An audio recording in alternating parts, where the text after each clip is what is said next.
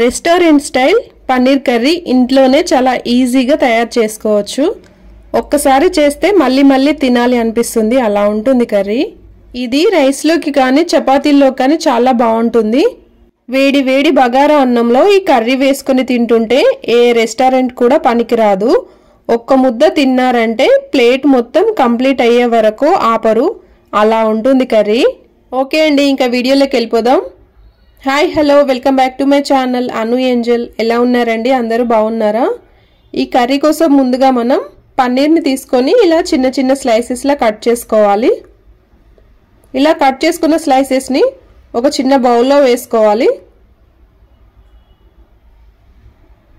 ఇప్పుడు దీంట్లో మనం కొంచెం కారం, కొంచెం ఉప్పు అండ్ కొంచెం గరం మసాలా వేసుకొని ఇలా ట్యాప్ చేసుకోవాలి ముక్కలకు మొత్తం పట్టేలా.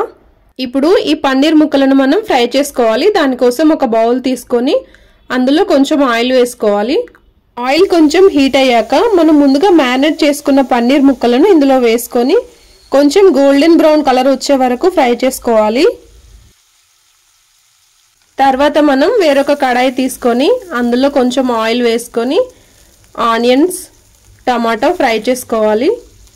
ఇవి కొంచెం పెద్దగానే కట్ చేశాను, ఎందుకంటే వీటిని మనం పేస్ట్ చేసుకోవాలి గ్రేవీ కోసం.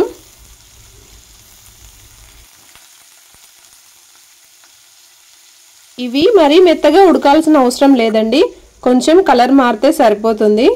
ఇప్పుడు వీటిని మిక్సీ చేసుకోవాలి. ఇప్పుడు ఈ మిశ్రమాన్ని మొత్తం ఒక మిక్సీ బౌల్లోకి షిఫ్ట్ చేసుకొని కొన్ని అల్లం వెల్లుల్లి ముక్కలు అండ్ కొన్ని వెల్లుల్లిపాయలు కూడా వేసుకోవాలి. అల్లం వెల్లుల్లి పేస్ట్ మనం స్టోర్ చేసి పెట్టుకోవడం కన్నా ఇలా మనం వండుకునేటప్పుడే గ్రైండ్ చేసుకుంటే టేస్ట్ చాలా బాగుంటుంది. ఇప్పుడు దీన్ని మొత్తం ఫైన్ పేస్ట్లా చేసుకోవాలి. చూస్తున్నారు కదా, ఈ విధంగా ఉంటే సరిపోతుంది పేస్ట్. ఇప్పుడు కర్రీ ప్రిపేర్ చేసేద్దాం. దీనికోసం మనం ఇందుగా ఫ్రై చేసుకున్న బౌల్ ఉంది కదా, అందులోనే ఒక 3 టేబుల్ స్పూన్స్ ఆయిల్ వేసుకోవాలి. తర్వాత ఇందులో కొన్ని మసాలా దినుసులు యాడ్ చేసుకోవాలి. అండ్ నెక్స్ట్ పచ్చిమిర్చిని పొడవుగా కట్ చేసుకొని వేసుకోవాలి. అండ్ కొంచెం కరివేపాకు కూడా వేసుకోవాలి. తర్వాత మనం ముందుగా పేస్ట్ చేసి పెట్టుకున్నాం కదా టమాటా, ఆనియన్స్, అది కూడా వేసుకొని పచ్చివాసన మొత్తం పోయే వరకు ఇలా ఫ్రై చేసుకోవాలి. ఇలా కొంచెం ఫ్రై అయ్యాక ఇందులో కొంచెం పసుపు యాడ్ చేసుకోవాలి. పసుపు యాడ్ చేసుకున్నాక మనం మధ్య మధ్యలో ఇలా కలుపుతూ ఉండాలి, ఎందుకంటే కొంచెం అడుగు మాడుతుంది, అందుకే. తర్వాత మనం ఇందులో కొంచెం కారం, కొంచెం ఉప్పు ఇవి కూడా వేసుకున్నాక ఒకసారి కలుపుకోవాలి. మళ్ళీ అడుగు మాడకుండా చూసుకోవాలి, మధ్య మధ్యలో కలుపుతూ ఉండాలి. ఇలా కొంచెం ఫ్రై అయ్యి ఆయిల్ మొత్తం పైకి తేలాక ఇందులో కొంచెం గ్రేవీ కోసం కొన్ని వాటర్ పోసుకోవాలి. ఇలా వాటర్ పోసుకున్నాక ఒక 2 మినిట్స్ మగ్గనిచ్చి మనం ముందుగా ఫ్రై చేసి పెట్టుకున్న పన్నీర్ ముక్కలను ఇందులో వేసుకోవాలి. ఇలా పన్నీర్ ముక్కలన్నీ ఈ గ్రేవీలో వేసుకోవాలి. అన్నీ ఒకసారి కలిపేసి మూత పెట్టుకొని ఒక 3 మినిట్స్ మగ్గనివ్వాలి.